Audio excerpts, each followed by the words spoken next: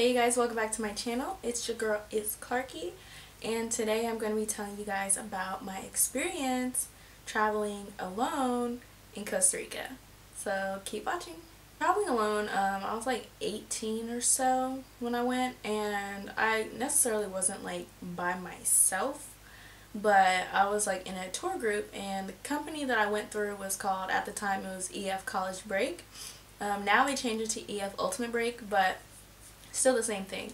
So my trip was in like May, and it was like from like May like 14th through like the 22nd or something. It was a pretty decent amount of time. So I'm looking at my phone to see like exactly what day I did what, because it was like 2 years ago. So the first day, I was like super excited. Like I was not even afraid or anything. Like I had never traveled by myself before. I never really flown out of the country before or anything like that. So I was just like jumping off the deep end, and I was like, you know what, let's do it. So got my stuff, woke up at like 3 a.m. My flight was at like 7 a.m. Got to the airport. I was super excited because I knew other people around me might be on my trip, but I really didn't know who they were. So then I ended up landing in Miami, and I see like a bunch of people kind of like solo, like traveling, and I'm kind of looking at them like, are you going to Costa Rica? Are you going to Costa Rica?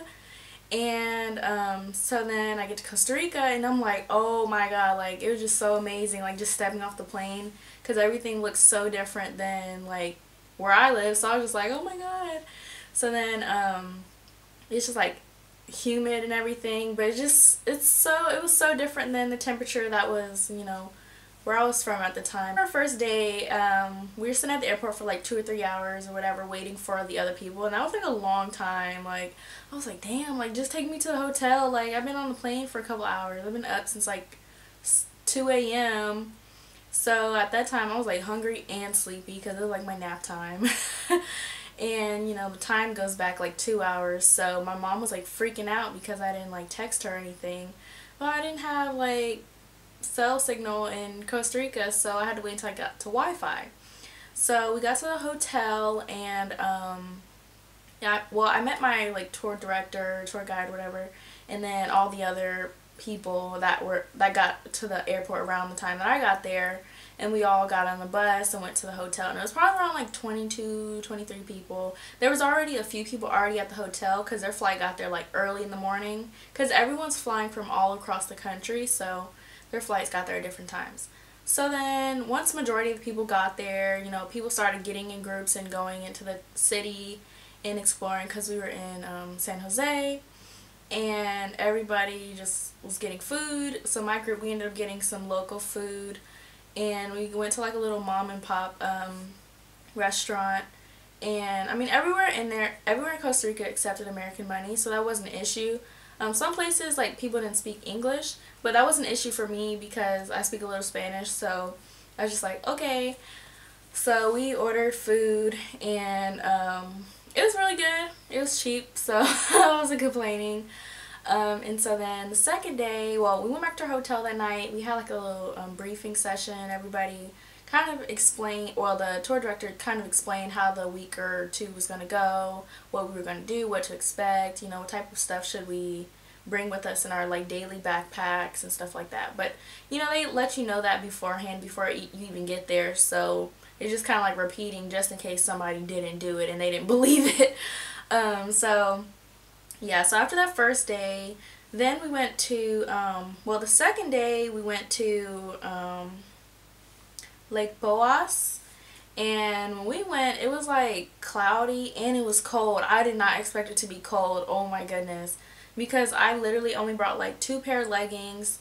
No, actually no, I only brought 1 pair of leggings, and then I brought my rain jacket. So we got off the bus, and it was freezing, and we had to like walk down to this volcano, and it was just pretty much like fogged and clouded over, so you couldn't really see anything. But apparently it was like super deep or something. I don't know, because we didn't get to see it, but they said like sometimes when you go it's clear, so maybe one day I'll go back and see what it looks like when it's clear. But that was pretty cool, seeing that, and we went and saw the like gift shops, and then some people bought stuff, but I really didn't want to like buy like souvenirs, because honestly you throw those things away, or like you forget about it or you accidentally like leave it somewhere. Or I mean, and then they're like overpriced too. Like you can get a little keychain at a gift shop and it's like $10 US, and you're like, really? $10 for this little keychain? No. So I didn't end up buying a lot of souvenirs because I thought it was more like important to like experience stuff and like have pictures of it than like buying a bunch of stuff. But and also that saves you money when you're traveling too. Like if you actually go with the mindset of getting certain things, then you don't end up spending a bunch of money on souvenirs. So after day 2, we just went back to our hotel or whatever, and it was just pretty much chill. Then day 3, we went kayaking. I don't know if this is the same order, but we went kayaking on Lake Arenal, and we went hiking to La Fortuna, and it was so beautiful. Those stairs, I'm telling you, are killer. There's so many stairs. Going down, you're excited. You're like, oh, it's a waterfall. Oh my God, it's famous. And then going back up, you're like, whoa. Because the waterfall is like freezing water. It's so blue and kind of, it's like a little, I don't know how to describe it. It's like clearish, but it's not like crystal clear, you know what I'm saying? Okay. But then, so then after that we went to Santa Elena, Cloud Forest, and that was pretty cool. It wasn't like what I expected. I thought we were going to be like actually like Bear Grylls like out there finding wildlife, but it was more like you're just walking on a trail, like almost like a sidewalk, and somebody's telling you like, oh, sometimes you can see tarantulas. And I was like, oh, where are they though? Like I wanted to see them. But we really didn't see anything except for like birds. And well, on our little bus ride from the Cloud Forest, we saw like some monkeys. Cannot remember which type of monkey it was, but we saw a coati, and they're kind of like raccoons, but they're a little different. I might insert a picture or something, but they're pretty cool. And yeah, that's pretty much all we did. And the kayaking, I forgot to mention, but the day before, the kayaking was really fun too. It was like basically you're kayaking on this lake that used to be a city, and so the water is like clear, but it's also like dark, and it's kind of like eerie because when you look down you can see like the telephone poles, and then they were saying like you could see like the top of the church, and then like a lot of like creepy stuff happens sometimes, like the cemetery like bodies will float up sometimes. I'm like, ugh, like please don't do that while I'm out here. But that was pretty fun. What else? Oh, they added something. So if you guys end up going on the Costa Rica trip, they added like a bridge excursion, which I would have loved to do that because I always see like that bridge or whatever on like Pinterest or anytime you search like Costa Rica travel stuff. But then okay, so day 5 we went zip lining. I feel like we went zip lining and did something else the same. Oh, we went zip lining and horseback riding. I think they took horseback riding off because of me. Okay, so I got this crazy horse, and the freaking horse like literally like it tripped. Well, okay, so it was being stubborn, and we were at the front of the line, and then eventually we ended up at the back of the line.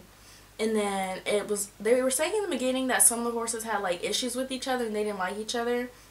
And so my horse ended up getting next to this other horse, and the other horse like tried to bite my horse, and my horse like backed up, and then it like tripped over this log, and I'm on its back just like, and then I like freaking feel like the whole earth like tilting side. I'm like, this horse is falling. Like I was like, oh my God.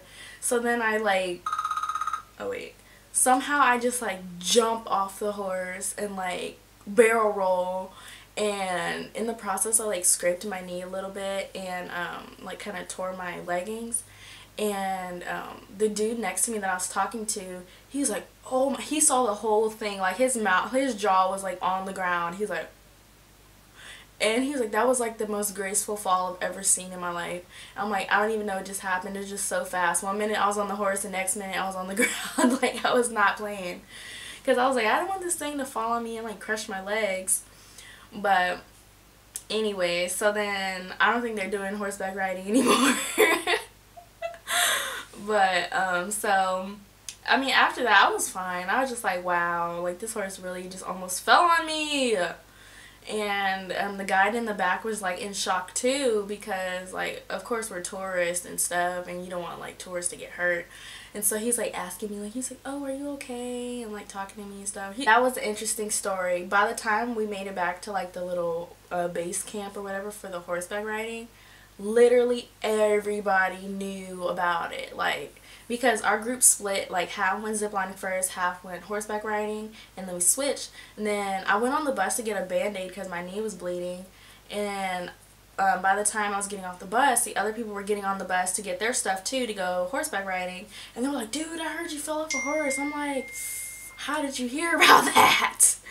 On like a crocodile safari thing. It wasn't like what I expected either. I thought there was gonna be like a bunch of crocodiles. Because I know, like, sometimes if you search, like, crocodile thing in Costa Rica, you'll see, like, a bridge and there's, like, a bunch of crocodiles at the bottom. It wasn't like that. It was, like, you're just riding on a boat and it looked like you're in Jurassic Park. And, like, you just saw a lot of birds. And then you'll see, like, maybe 1 or 2 crocodiles. And then we saw, like, this big crocodile just chilling. And it was, like, it was interesting. After that, we went to Manuel Antonio National Park, and that was beautiful. Like, I was like, oh my gosh, because you're like hiking and you can hear the water, you can see it in the distance, like when you're driving down to it, but then you're like hiking for like 20 minutes, and then just out of nowhere you just like walk out of the trees and you're on a freaking beach, and the water's like blue, there's like rocks and stuff, like rock formations, and people are like climbing on them and just chilling on the beach. And I'm just like, wow. And there's also monkeys on the beach that'll steal your stuff, so don't bring food. After that, it was just pretty chill. It's a lot of like bus rides, so I would definitely suggest if you go, bring like some type of pillow or something and a blanket, because the bus is cold. And yeah, so then after that we went to Sarchi, and that's where they make the ox carts, and they do like this little arts and crafts class where you can make your own little mini ox cart and take it with you. I still have mine. It's at my parents' house. And then yeah, so then the day after that we go whitewater rafting. That's what I was scared of. I was like, oh my god, like I never done anything like that. But then when I went, it was just so chill. The water was like super low. Like if you fell out the raft, you could literally stand up and it would be to your calf. Like that's how shallow it was. And it was almost annoying how shallow it was too, because we had to keep, like, we kept getting stuck on rocks. And then yeah, that was like the day before our last day. And then day 10 we flew home. Well, we actually had like a farewell dinner and then we left. The farewell dinner was at this like nice little restaurant in San Jose, and it was like near the college campus too, so the whole area was like super artsy, super, like, it reminded me of like Richmond. If anybody's ever been to Richmond, Virginia, that's what it reminded me of. There's like people, they have like dreads and like everything, like super like musical. And so that night at the restaurant they actually had like this reggae night thing, and that was super chill, so unreal. And I was just like, wow, like this is so amazing. But yeah, so then I got on the plane and came back home and went to work. But yeah, that was just super fun. Yeah, so this was my experience traveling to Costa Rica by myself, and ended up meeting a bunch of cool people. A lot of us are still friends now. We still keep in contact, yeah, years later. And yeah, it's such an awesome experience. I'll leave a link with the trip that I went on down in the description box below. And yeah, I'll insert some pictures of the trip, and I will see you in the next video. Bye!